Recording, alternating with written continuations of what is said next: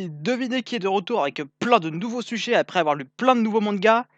Non, c'est pas vrai du tout. À partir de maintenant, on va réagir au doublage de retake ou autre, vu que ça a l'air d'être en tendance en ce moment. Je ne comprends pas comment de tels trucs peuvent marcher, mais bon. On vit bien dans un monde où des gens ont aimé Star Wars 9, donc à partir de là... Bref, aujourd'hui nous allons parler du manga peu connu Demon Slayer en se consacrant aux lunes démoniaques supérieures. Cette vidéo sera séparée en trois parties. L'origine et les caractéristiques des démons, les 12 lunes démoniaques dans leur globalité et les 6 lunes supérieures. Comme d'habitude, je vous mets les timecodes si vous voulez passer d'une partie à une autre, et bien entendu, ça risque de spoiler sévère, donc je vous conseille d'avoir lu le manga, voire les scans.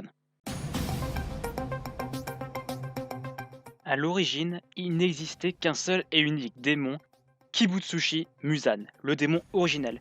Ce dernier peut, via son sang, donner naissance aux démons et est le seul à pouvoir créer des démons à une exception près. Une fois qu'un humain a reçu du sang de Musan et qu'il le supporte, celui-ci se transforme en démon. Fait important à noter, plus la quantité de sang reçu est élevée, plus le démon sera fort, mais ça j'y reviendrai un petit peu plus tard. Les démons se nourrissent exclusivement d'êtres humains, ou au moins de leur sang, pour survivre, excepté pour Nezuko, mais son cas est un peu à part. Leur apparence varie d'un individu à l'autre, même si la plupart conservent une apparence plus ou moins humaine.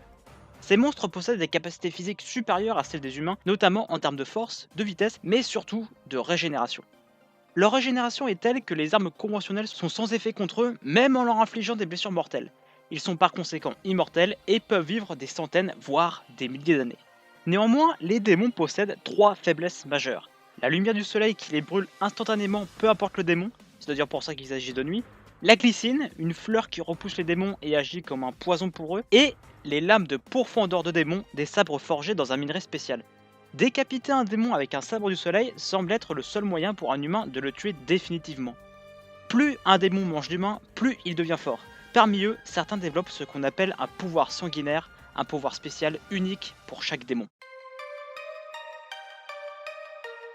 Les 12 lunes démoniaques sont les 12 démons les plus puissants qui sont directement sous les ordres de Musan lui-même. Tout à l'heure, je vous ai dit que plus un démon absorbait du sang de Musan, plus il devenait fort. Eh bien, c'est exactement leur cas.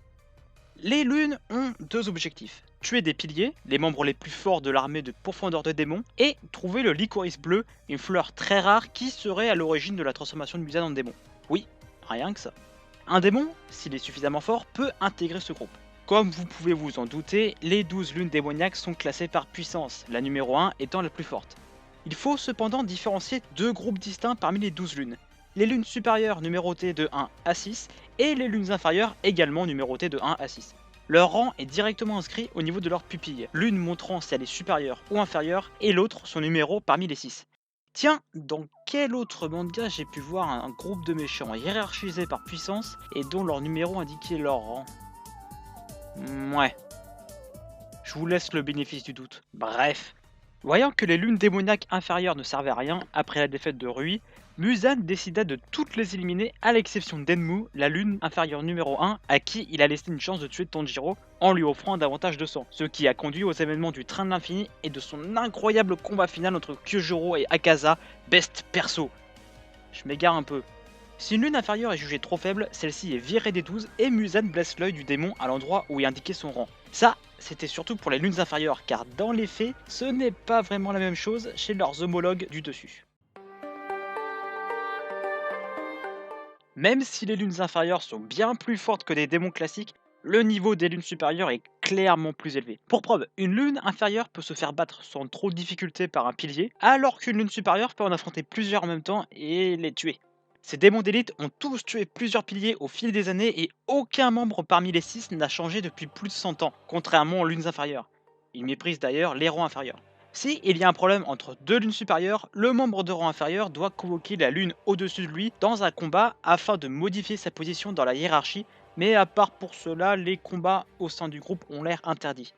Bien, maintenant que je vous ai introduit ces démons d'élite, les plus forts existants après Musan qu'ils respectent mais surtout qu'ils craignent, il est temps de vous les présenter, dont le best perso de ce manga. Et on commence tout de suite avec la, ou devrais-je dire les lunes supérieures numéro 6, Daki et son frère Gyutaro.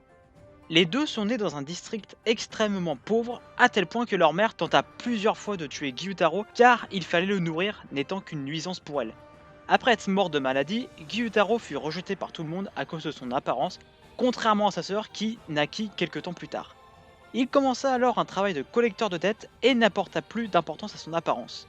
Cependant, à l'âge de 13 ans, Ume éborgna un samouraï qui la brûla vive pour se venger. Gyutaro utilisa sa faucille et tua la responsable avant de s'enfuir, mais personne ne les aida, à l'exception d'un certain Doma, que je vous présenterai un peu plus tard, qui les transforma tous les deux en démons, ce qui sauva la vie d'Ume au passage. Cette dernière est par la suite devenue une Oiran, une courtisane de haut rang, ce qui lui permet de capturer et de manger des humains sans trop de soupçons. C'est bien des années plus tard qu'ils ont intégré les lunes. Ume, devenue Daki en tant que démon, est redoutable et reconnue pour sa cruauté. Elle a pu surpasser Tanjiro, Nezuko, Inosuke et Zenitsu pendant leurs combats respectifs et a presque battu Tanjiro en un coup grâce à son pouvoir sanguinaire. Parlons-en justement. Son pouvoir sanguinaire lui permet de manipuler sa chair. Concrètement, elle transforme sa chair en écharpe qu'elle peut contrôler à sa guise. Chacune d'elles est très tranchante et très résistante. Avec, elle peut envoyer voler ses adversaires, les trancher ou se défendre. Daki peut également séparer les écharpes de son corps pour en faire des écharpes vivantes. Ouais, c'est chelou. Elle a un lien télépathique avec, peut voir à travers elle, et ce morceau de chair peut, en quelque sorte, absorber et piéger les êtres qu'elle souhaite à l'intérieur d'elle. Vu que des images sont plus parlantes que des mots, voici ce que je vous ai dit. En plus de ça, elle a pu se régénérer rapidement malgré les brûlures que lui infligeait Nezuko. Cependant, si Daki a reçu son titre de 6ème lune supérieure, c'est surtout grâce à son frère qui vit en elle. Oui, c'est encore plus chelou. Gyutaro dort à l'intérieur de son corps et peut choisir d'en sortir pour combattre. Quand il se trouve dans sa sœur, non, dans le contexte, ce n'est pas dégueulasse, celle-ci peut partager ses sens avec lui. Gyutaro, quant à lui, peut implanter l'un de ses yeux sur son front, ce qui améliore la vue de Daki, ses pouvoirs et leur coordination. Il prend ainsi le contrôle de sa sœur. Étant le véritable possesseur du titre de lune supérieure, Gyutaro est encore plus fort qu'elle. Il peut contrôler son corps au niveau cellulaire et ainsi fusionner avec sa sœur.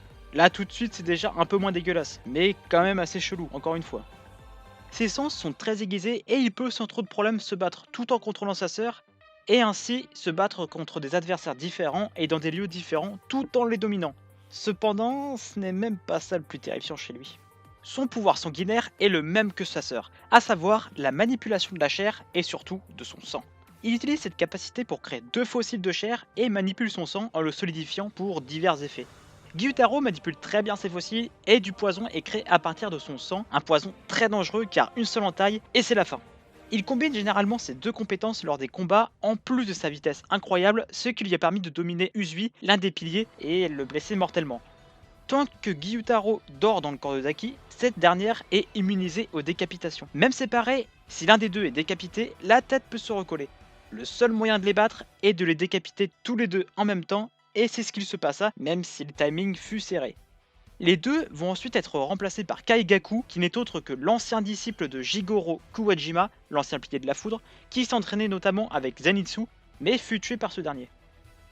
On poursuit avec, logiquement, la lune supérieure numéro 5, Gyoko, le démon au design le plus bizarre du manga. Son histoire est assez courte, comme le temps de sortie entre 2 vidéos sur ma chaîne.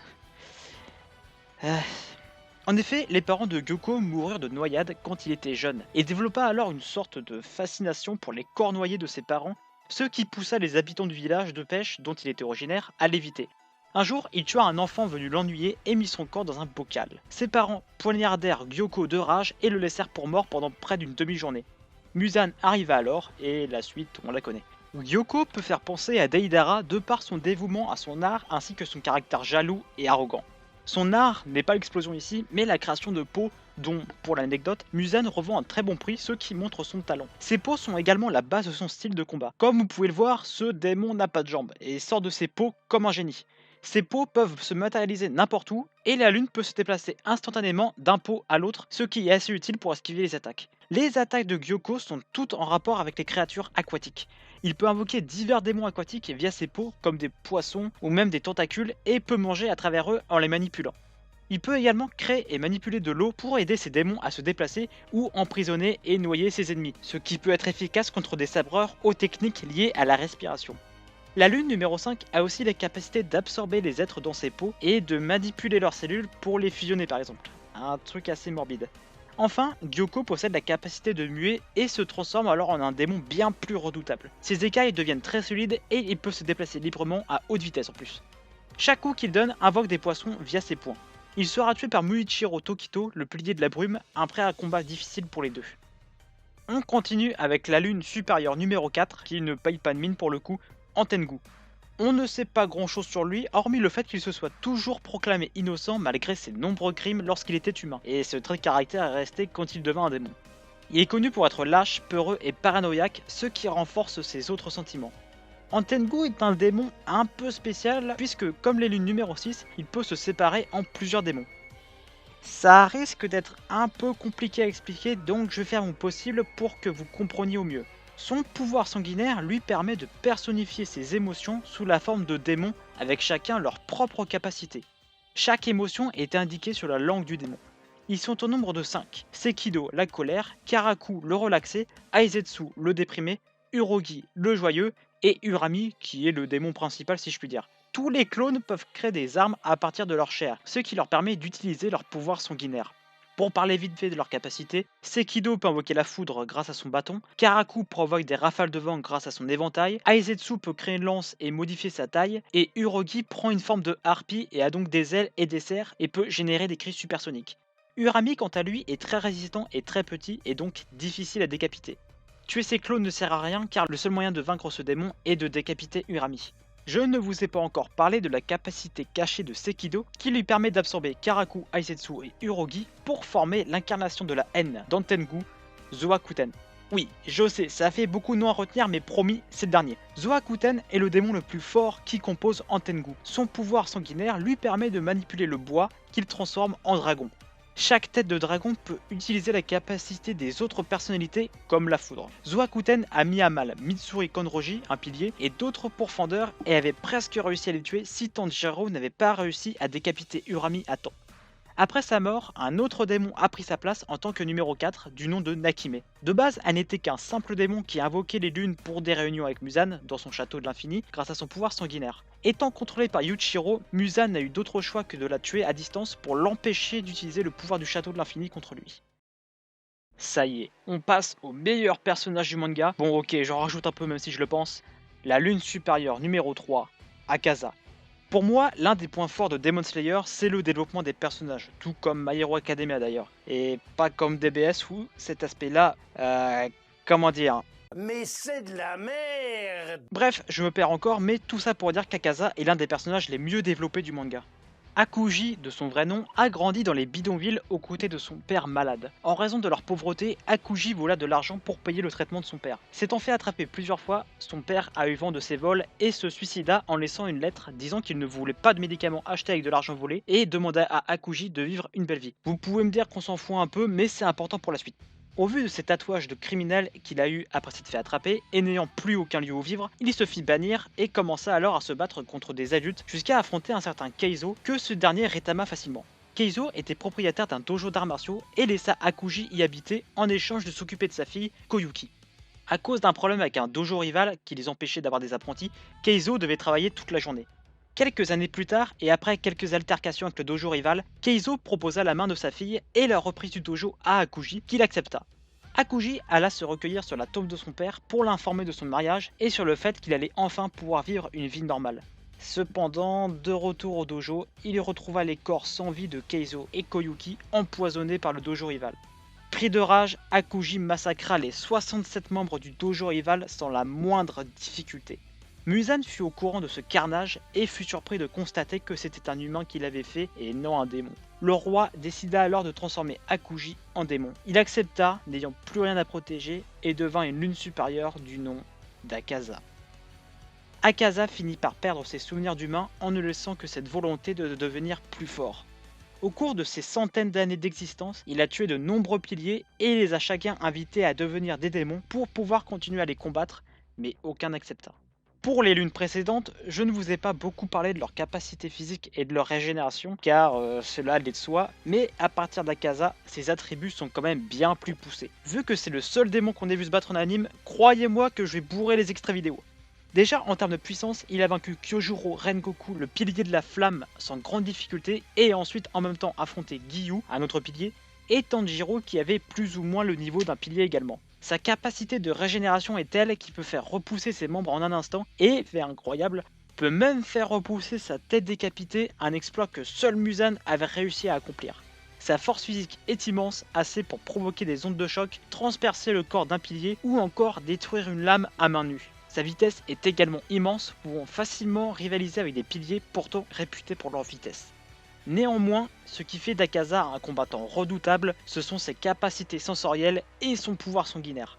En effet, ses capacités sensorielles sont améliorées grâce à sa boussole de combat en forme de flocon de neige qui lui permet de plus ou moins deviner les mouvements de ses adversaires en détectant leur volonté de combattre. Cela lui permet également de viser plus facilement les points vitaux de son ennemi.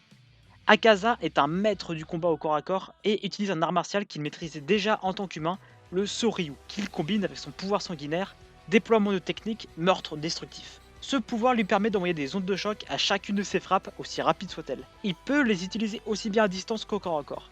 Le Soryu étant un style de combat utilisant aussi bien les poings que les pieds, Akaza possède de nombreuses attaques en complément de son pouvoir sanguinaire.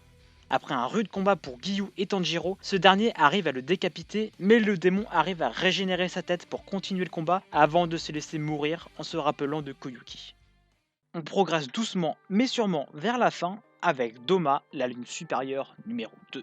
En raison de la couleur de ses cheveux et de ses yeux, Doma était vu comme un être surnaturel dès son plus jeune âge. Ainsi, il devint le chef religieux d'un culte, même s'il ne croyait en rien.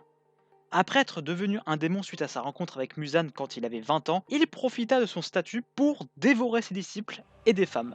Il a tué et dévoré plusieurs piliers dont Kanae Kosho, la sœur des Shinobu, le pilier de l'insecte, et même la mère d'Inosuke. Doma ne ressent aucune émotion, et ce, même quand il était humain.